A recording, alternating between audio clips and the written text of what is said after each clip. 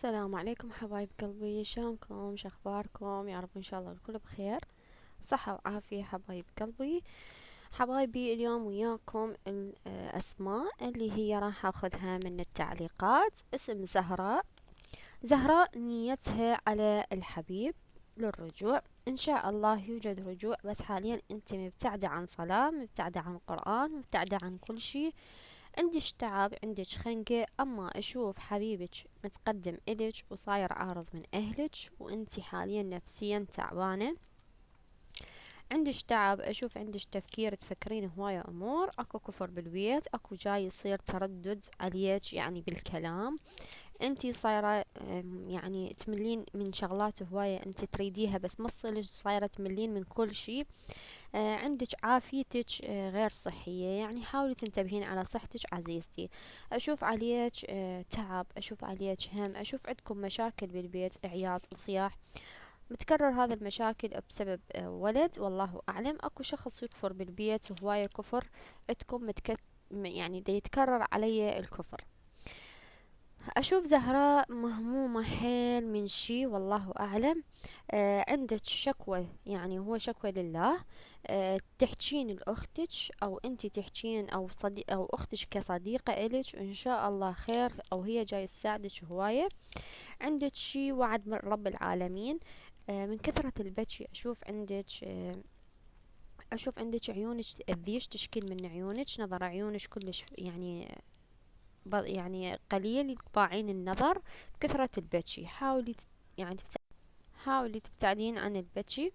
عندك دعاء تسوين هذا الدعاء على مي، تتقرين بيه، او تسوين للهداية لأهلك، او تسوين شي. هذا الشغل ان شاء الله راح يتم وياك وراح ينجح، حاولي تستمرين عليه، او تسوين ختمات. صلي على محمد وآل بيت محمد دائما، وكرري بالصلاة على محمد وآل محمد. عندك فرحة يا زهراء، وعندك أيام حلوة إن شاء الله.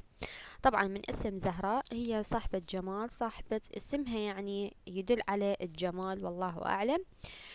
طبعا اسم زهراء بالنسبة للمتزوجة منتظرة رزق جايتها أو راح تجيها، أو منتظرة مبلغ مالي راح يجيها، والله أعلم، من سلفة، من قرض، من شي، العلم عند الله. بالنسبة للمتزوجة منتظرة حمل، إلك حمل إن شاء الله، وأكو سماع وفاة شخص قريب عليك، والله أعلم. عندك أوراق محكمة، الله أعلم، على شراء بيت، على شراء سيارة. طبعا زهراء منتظرة سيارة، زوجها يشتري سيارة، أو يعطيها شي، أو هدية راح تحصل، والله أعلم.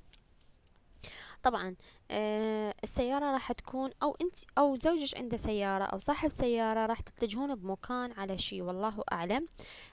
إلك حمل، والحمل بولد، أو أنت هسه حاليا حامل، راح يصير عندك ولد، والله أعلم، طبعا للمتزوجة.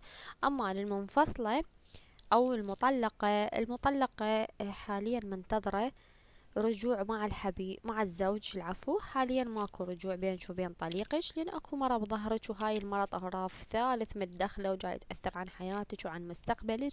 اشوف عندك تعب، اشوف عندك هم، اشوفش تفكرين هواية. طبعا خصوصا اسم زهراء كلش مهمومة ومظلومة حيل. اكو يعني من كثر الهم، من كثر التعب، تفكر هواية، غذائها غير صحي.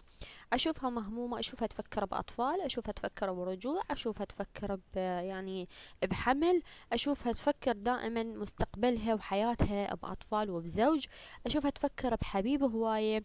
يعني من كل النواحي هي كلش تعبانة بهاي الأمر، دائما يصير انفصال، دائما يصير رجوع، والله أعلم. الله أعلم. أشوفها زهراء دائما تدعي الشخص الله يهديه، الله أعلم، لزوجك، لحبيبك، لأهلك، العلم عند الله، لأخوك، العلم عند الله. أكو مشاكل بينك وبين أخ تصير، الله أعلم. طبعا بالنسبة